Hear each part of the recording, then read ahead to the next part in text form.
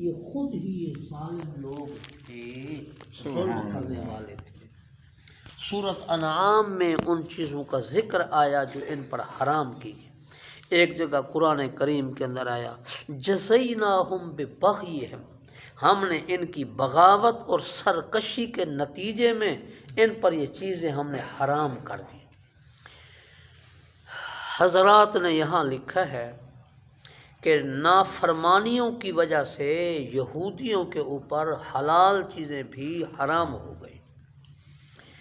اس سے ایک بات سمجھ میں آئی، جب وہ چیز حرام ہو گئی تو ان کے استعمال کے قابل نہ رہی۔ اس سے ایک بات سمجھ میں آئی، جب اللہ کی نافرمانی زیادہ ہو جاتی ہے اللہ اپنی نعمتوں سے اس مخلوق کو محروم کر دیتے ہیں، چاہے وہ کوئی سے بھی گناہ ہو۔ جب گناہوں کی زیادتی، گناہوں کی کثرت، جیسے آج کل زنا عام، شراب کا پینا عام، خیانت کرنا عام، گانا بجانا عام، یہ طرح طرح کے وہ گناہ ہیں جو عام ہو رہے ہیں، تو ان کی وجہ سے اللہ تبارک و تعالیٰ چیزوں سے، نعمتوں سے آدمیوں کو محروم کر دیتا ہے۔ اور علماء نے یہ بھی تحریر فرمایا ہے کہ گناہوں کی وجہ سے عبادت کی لذت سے بھی آدمی محروم ہو جاتا ہے۔ جب گناہ کی لذت آ گئی تو عبادت کی لذت رخصت ہو گئی۔ عبادت کی لذتوں سے، عبادت کے مزے سے، پہلے زمانہ میں اذان سن کر آدمی کو خوشی ہوتی تھی، نماز پڑھ کر اس کے دل کے اندر خوشی کے فوارے پھوٹتے تھے، روزہ رکھ کر وہ خوش ہوتے تھے۔ آج روزے کا نام، نماز کا نام سن کر پریشان ہوتے ہیں، اذان سن کر بھاگتے ہیں، اذان سن کر ٹس سے مس نہیں ہوتے، نماز چھوڑ کر ٹس سے مس نہیں ہوتے، کیونکہ عبادت کی لذت ہی ختم، عبادت کا مزہ ہی ختم۔ جس چیز کی لذت ہوتی ہے آدمی وہاں دوڑ کر جاتا ہے۔ یہ سارا کچھ نافرمانیوں کی وجہ سے ہوتا ہے۔ فرمایا کچھ اسباب تو وہ تھے جن کا ذکر اس رکوع کے اندر اللہ پاک نے فرمایا، ابھی کچھ اور چیزیں بھی ہیں۔ یہودیوں کی بیماریاں، یہودیوں کی گمراہیاں، کہیں ان کی فہرست ختم نہیں ہوتی۔ اللہ تبارک و تعالیٰ نے ان کی اور گمراہی بھی بیان فرمائی۔ یہ خود تو گمراہ تھے ہی یہودی، وَبِصَدِّهِمْ عَنْ سَبِيلِ اللَّهِ كَثِيرًا، یہ دوسروں کو بھی اللہ کے راستے سے روکا کرتے تھے۔ اب روکنے کی کئی صورتیں ہیں۔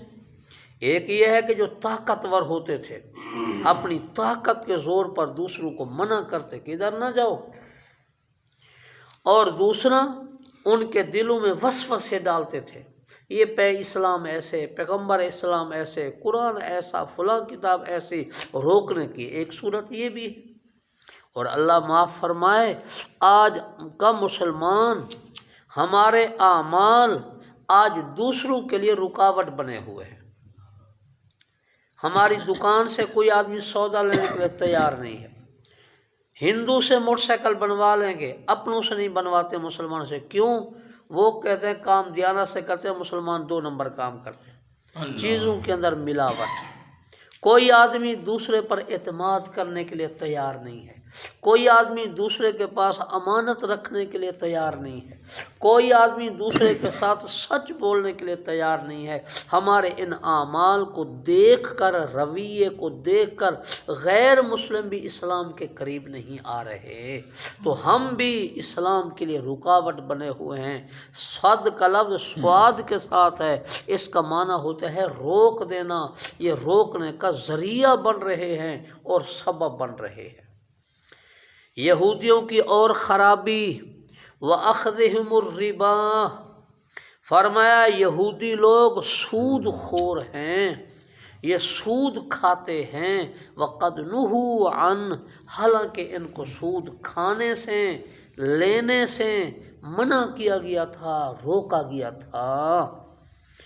جن علماء نے تورات اور انجیل کو دیکھا ہے، پڑھا ہے، انہوں نے اپنی تفسیروں میں لکھا ہے، یہ موجودہ زمانے کے مفسرین وہ کہتے ہیں آج بھی تورات میں اس کے باوجود کہ بدلی جا چکی ہے، سود کی حرمت کی آیاتیں اس میں بھی موجود ہیں۔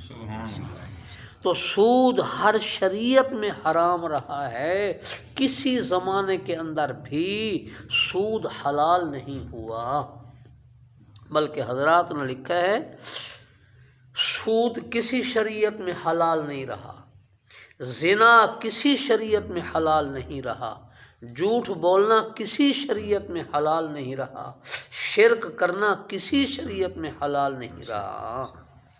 آج مسلمان شرک کی جانب بھی جا رہے ہیں، سود کی جانب بھی جا رہے ہیں، پھر سود اور مال حرام اپنا سود لینے کے مختلف طریقے جو ہیں وہ دنیا کے اندر ہیں۔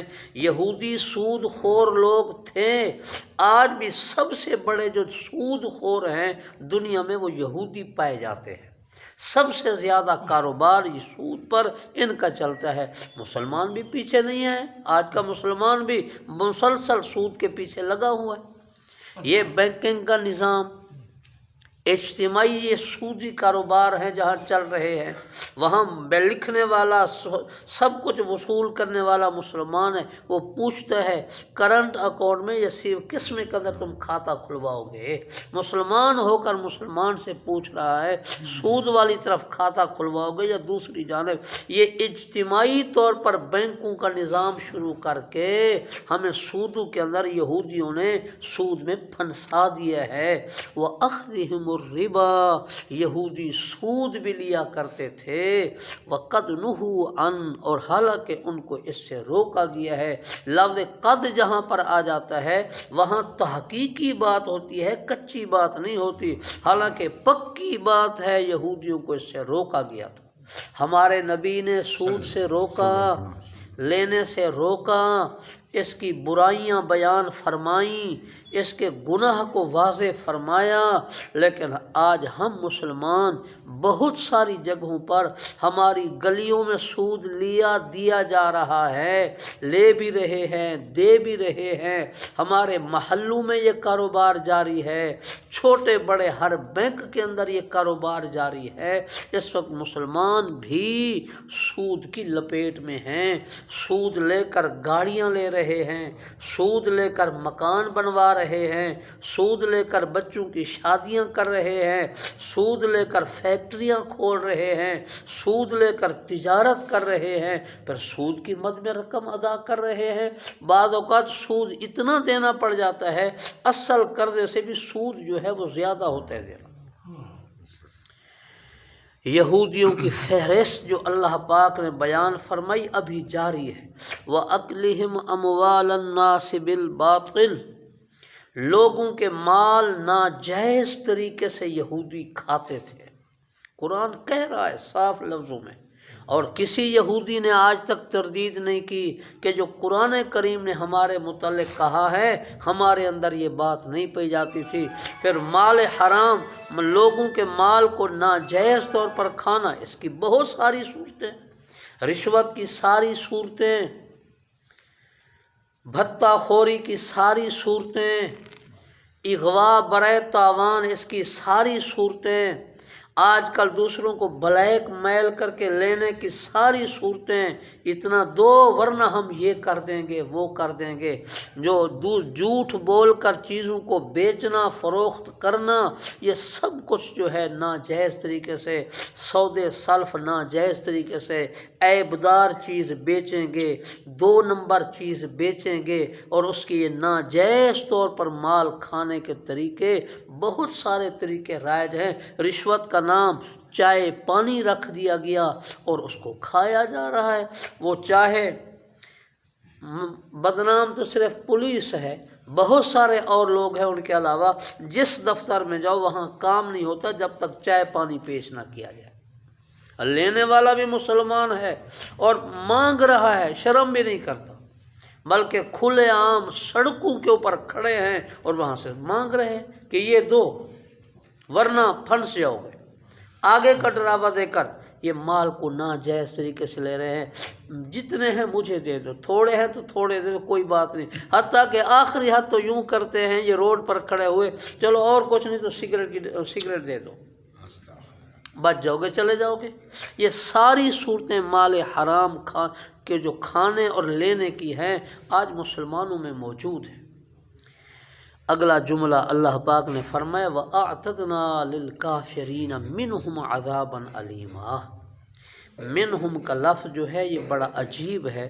اللہ نے فرمایا جو ان میں سے کافر رہ جائیں گے، انصاف والے خدا نے انصاف والا جملہ بولا، فرمایا ٹھیک ہے یہودیوں میں یہ ساری برائیاں ہیں، جو ان میں سے توبہ کر لے گا اس کو بخش دیں گے، لیکن جو ان میں سے کافر رہ جائے گا، توبہ نہیں کرے گا، پھر آئے گا تو عذابًا علیما، دردناک عذاب میں پھنسے گا۔ اگلی آیت میں اللہ تبارک و تعالیٰ نے یہودیوں میں سے جو اچھے لوگ تھے، جنہوں نے اچھی صفات کو اپنایا، اور اچھی صفات میں سب سے اچھی صفت یہ ہے کہ انہوں نے حضور علیہ السلام پر ایمان لائے اور ایمان قبول کیا، تو ان مؤمنین کا ذکر، پہلے ان یہودیوں کا ذکر جو لوگوں کو اللہ کے راستے سے روکنے والے، سود کھانے والے، مال حرام کھانے والے، اب اچھے لوگوں کا ذکر۔ لیکن الراسخون فی العلم منہم، فرمایا ان میں سے جو لوگ علم کے اندر پختہ ہے، علم ان کا صحیح ہے، مضبوط ہے، یہ ان کی طرح نہیں جن کا ذکر پیچھے آیا تھا الا اتباع الظن، کہ جو محض گمان اور خیالات کے پیچھے چلتے ہیں، وہ نہیں، بلکہ راسخ فی العلم جو علم میں پختہ ہیں۔ والمؤمنون، اور ان میں سے جو لوگ ایمان لے آئے اس کتاب پر جو اے ہمارے پیغمبر آپ پر اتری، اور اس کتاب پر جو آپ سے پہلے اتری، ان پر ایمان لے۔ علم پختہ تھا، ایمان کی توفیق مل گئی۔ اس لیے کہا جاتا ہے کہ علم اگر صحیح ہو نا، وہ ضرور نہ ضرور ایک نہ ایک دن ہدایت کی طرف لے جاتا ہے۔ اگر شروع ہی سے علم ہی کھوٹا ہو، علم غلط ہو، ان لوگوں کے پاس اٹھنا بیٹھنا ہو جائے جن کا اپنا علم ناقص ہے، اپنا علم غلط ہے، ظاہر ہے، جب جیزر بیٹھے گا اثرات وہی پڑیں گے۔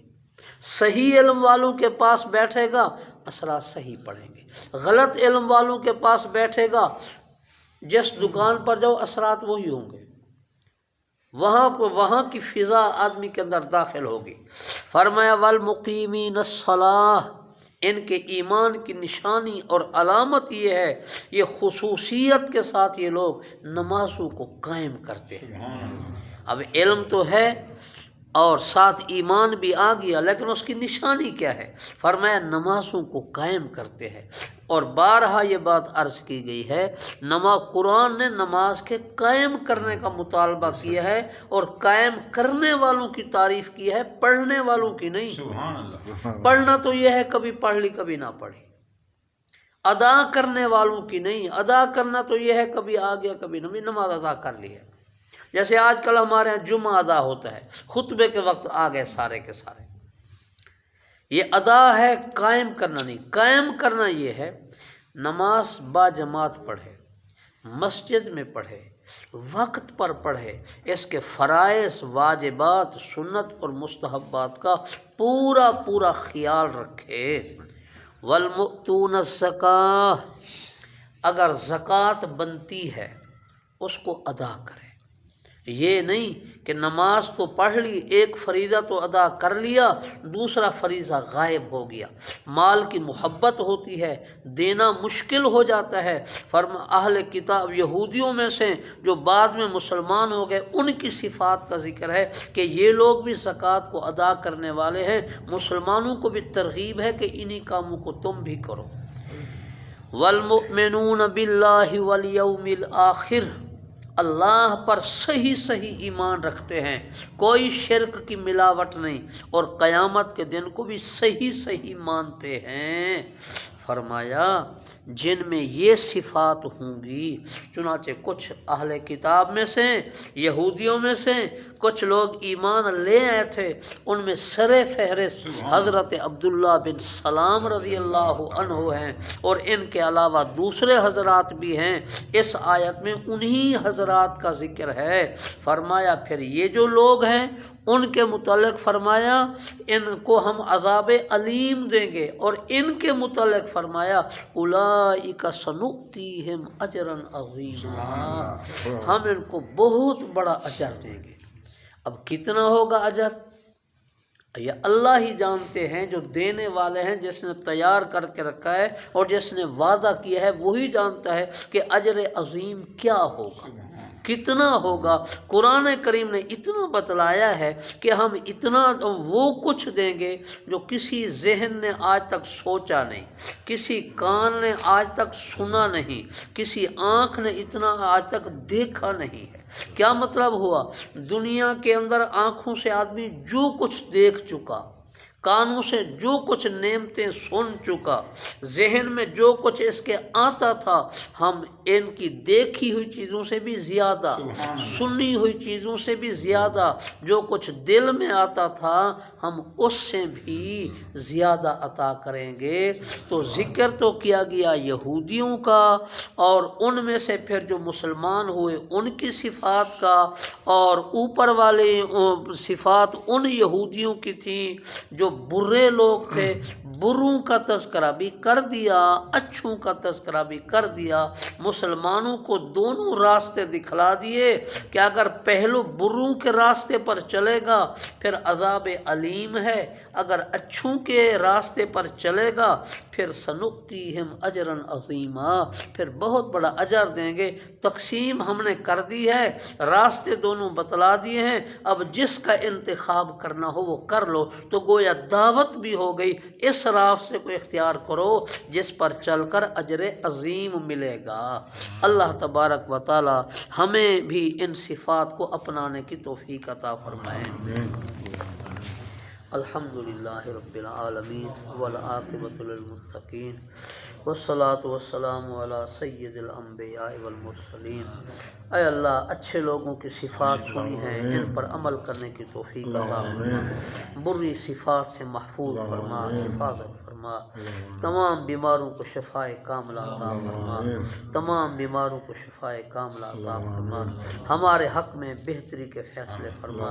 اے اللہ یہود و نصارہ کا حال ہم نے سنا، ان کے راستے پر چلنے سے ہماری حفاظت فرما۔ سود جیسی بیماری، حرام مال کے جو طریقے دنیا میں جو رائج ہیں، اللہ سب مسلمانوں کی ان سے حفاظت فرما۔ ہمیں دین سے رکاوٹ بننے والا نہ بنا بلکہ دین کی طرف دعوت دینے والا بنا۔ اے اللہ بہتری کے فیصلے فرما۔